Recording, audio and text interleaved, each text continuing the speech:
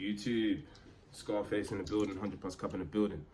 In this video, I want to talk about my experience on 60 days of semen retention and the benefits that I received and why I believe I didn't really harness the benefits, and I pretty much lost all the benefits from it. And essentially, it's because I started semen retention with no actual goal or purpose. I had no end in mind, and I believe strongly that you must begin with the end in mind, whether it's a tangible goal whether it's a day goal of 30 days, 60 days, 90 days, for 1 year, or whether it's an intangible goal such as to attract a girlfriend, to attract a mate, to start making X amount of money, whatever it is. I believe you must enter semen retention with a goal in mind, with an end in mind, so that you know when you can stop. Semen retention is not a forever practice. I made a video on that already. Eventually you want to be transitioning to ejaculation control. I urge you to check out that video. Semen retention is not something that's natural. It's an extreme practice that will yield extreme results. So whatever result you want, you have to begin with that. So I just started semen retention. I was like, you know what, I'm going to do my best not to pursue women just for a short while. I didn't even say for a short while. I was just like, I'm never going to release. I'm never going to release. That was my mindset. I'm never going to release. And I was practicing semen retention. I was getting benefits and all of that. I was getting the energy. I was probably at my best athletically. I'm an athlete. I was probably at my best athletically at the time. I was just, oh my goodness, I was just going crazy with the muscle ups, going crazy with the calisthenics. I had just all this abundance of energy.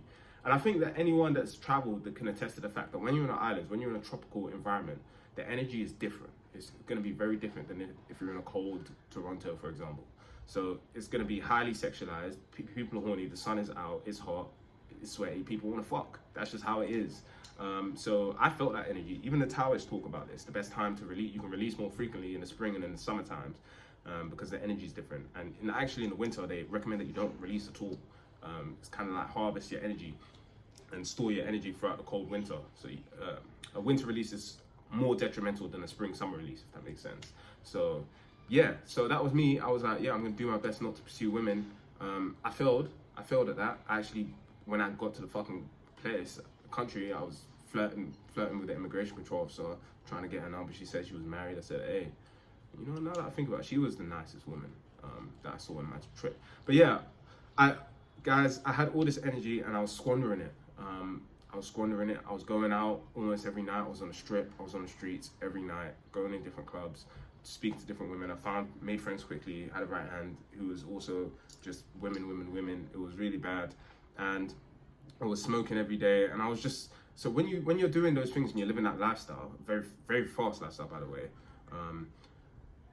you're more likely going to lead to things that are going to lead to temptation. Obviously, I was around women all the time, and at first, I was disciplining myself. I was doing great, but then eventually, I ended up talking to someone, and I ended up having sex. I didn't release, and a few people after that, I didn't release. But eventually, if you keep doing that and you haven't fully mastered ejaculation control, you're going to release. And I was like, what's the point in even practicing semen retention if I'm still wasting time? And let me not say wasting time. Let me say spending time and energy on women in some sort, going out to the streets, going out to the strip. Let's be honest, you're not doing it just to have fun with your boys. You're doing it because you want to have you want the interaction of girls, and that's what I was doing. So I wasn't practicing semen retention properly, so it was just a waste. And the last female encounter I had, I was drunk off my head. I call it demon juice. I was drunk off some whiskey, and it was just unlike any whiskey. Anytime I drank that whiskey, it was just crazy. And that's the reason why I'll now say avoid alcohol and semen retention, because it's an aphrodisiac. It's gonna get you fucking horny. And at the time, the demon juice I was drinking, it wasn't a regular fucking whiskey. It was it was whiskey that just had me like, yeah, I'm fucking right now. So I went out and I ended up having sex and I released. And I told myself, I remember in the moment, I told myself, yeah, I deserve this release. I'm like 60 days plus, I released. And then it's like, yeah, man, she stole my seed. Maybe I'll save that for another video, but she stole my seed. I didn't, yeah, man.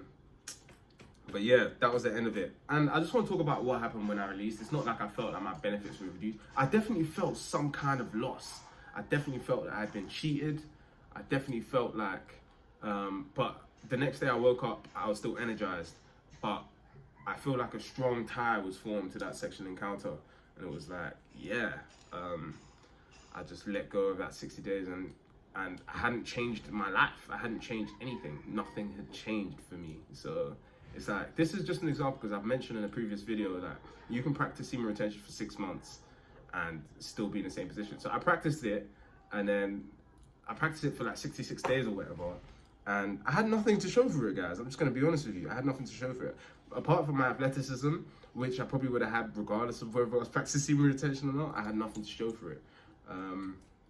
So I honestly just felt like it was a waste. I didn't need to be practicing semen retention at that time. So now on my current semen retention journey, I have a goal in mind. And it's a monetary goal. And until I've achieved that, I feel like I'm not giving myself the release of a reward, the reward of a release. Yeah, but that's the video for today, guys. Semen retention is not enough. You can't just practice semen retention and things to magically happen for you. I made a video on that as well. You got to actually be taking constructive actions in your day-to-day. You can't just practice semen retention and expect things to change. I think that's what I was expecting. I was like, oh, I'm practicing semen retention, and that's the only thing I had to show for myself. I actually wasn't doing any fucking work. I was in that place for like 2-3 months, and I wasn't actually doing any work on my laptop. I wasn't doing anything.